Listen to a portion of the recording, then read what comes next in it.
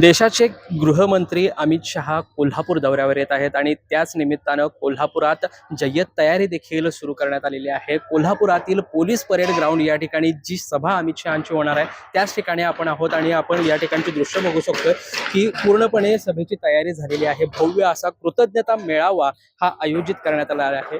खरं तर अमित शहा यांचं स्वप्न होतं की कोल्हापूरच्या अंबाबाई महालक्ष्मी मंदिराचा तीर्थक्षेत्र विकास आराखडा पूर्ण व्हावा आणि त्यासाठीच अमित शहा यांनी प्रयत्न केले आणि 1500 कोटींचा भरघोस निधी हा महाराष्ट्र शासनाकडून राज्य शासनाकडून देण्यात आलेला आहे। त्याच्यापैकी 140 कोटी जवळपास हे जमा देखील झालेले आहेत आणि जी कामे आहेत विकासाची ती देखील सुरू झालेली आहेत। याच सगळ्यासाठी अमित शहा यांचे आभार मानण्यासाठी कृतज्ञता म्हणून हा सोहळा ही सभा या ठिकाणी आयोजित करण्यात आलेली आहे।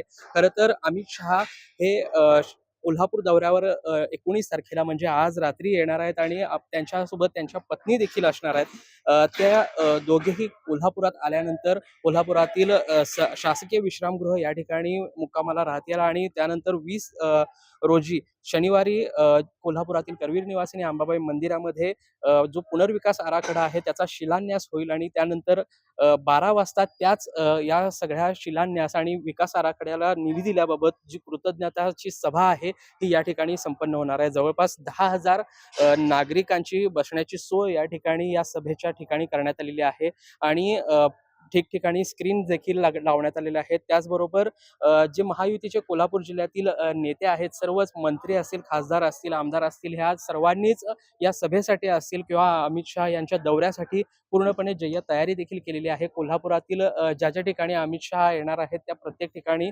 कोणतेही गैरसोय त्या ठिकाणी होणार नाही याची काळजी घेण्यात आलेली आहे। त्याचबरोबर कोल्हापुरातील या ठिकाणची सभा संपल्यानंतर इचलकरंजीत अमित शहा यांची सभा होणार आहे आणि त्या ठिकाणी देखील अमित शहांच्या सभेसाठी जय्यत तयारी पूर्ण करण्यात आलेली आहे। कोल्हापुरातील पोलीस परेड ग्राउंडच्या सभेबाबत खासदार धनंजय महाडिक यांनी देखील माहिती दिली आहे। त्यांनी नेमकी कशा पद्धतीने सभेची तयारी झाली आहे याबाबत काय नेमकी माहिती दिली आहे ते देखील पाहूयात।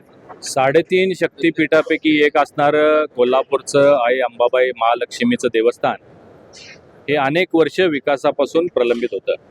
काही वर्षापूर्वी सन्मान्य प्रधानमंत्री मोदीजी यांनी घोषणा केलेली होती की आमचं सरकार आल्यानंतर आम्ही इतर देशभरातली ज्या पद्धतीची तीर्थस्थळांचा विकास केला, उज्जैनचं महाकाल असेल, वाराणसी असेल, केदारनाथ आहे, बद्रीनाथ आहे, त्याप्रमाणे कोल्हापूरचाही विकास करू अशी घोषणा झाली होती आणि त्यालाच अनुसरून राज्य सरकारनं सन्मान्य मुख्यमंत्री देवेंद्रजी फडणवीसजी, उपमुख्यमंत्री एकनाथरावजी शिंदे, उपमुख्यमंत्री सुनेत्राताई पवार यांनी तब्बल 1445 करोड रुपये इतका भरघोस निधी कोल्हापूरच्या महालक्ष्मीच्या देवस्थान विकासासाठी आता घोषित केलेला आहे। त्यापैकी 145 करोड रुपये आले, त्याच्या कामाची सुरुवाती झालेली आहे आणि याच कामाचा शुभारंभ करण्यासाठी केंद्रीय गृहमंत्री आदरणीय अमित शहा साहेब हे 19 आणि 20 तारखेला दौऱ्यावर येत आहेत। ते महालक्ष्मी मंदिरामध्ये शिलान्यास करतील आणि नंतर या ग्राउंडवरती धन्यवाद करण्यासाठी म्हणजे सन्मान्य प्रधानमंत्री मोदीजींचे धन्यवाद, गृहमंत्री अमित शहाजींचे धन्यवाद, मुख्यमंत्री फडणवीस साहेब, उपमुख्यमंत्री एकनाथ शिंदे साहेब, सुनेत्राताई या सगळ्यांचे धन्यवाद मानण्यासाठी या कृतज्ञता मेळाव्याचं आयोजन केलेलं आहे। अनेक वर्ष कोल्हापूरमध्ये मोठ्या प्रमाणात भाविक यायला लागलेले आहेत। दररोज 1,00,000, 1,50,000, 2,00,000 लोक येत आहेत। शहराच्या मध्यवस्तीमध्ये मंदिर असल्यामुळं गैरसोय होते, पार्किंगची व्यवस्था नाही आहे, अन्नछत्र नाही आहे, शौचालय नाही आहे किंवा दर्शनासाठी मंडप नाही आहे। तर मला वाटतं या 1445 करोडमध्ये या सगळ्या परिसराचा चांगल्या पद्धतीने विकास होईल आणि ज्या ज्या गोष्टीपासून वंचित होतो त्या सगळ्या गोष्टी पूर्ण होतील।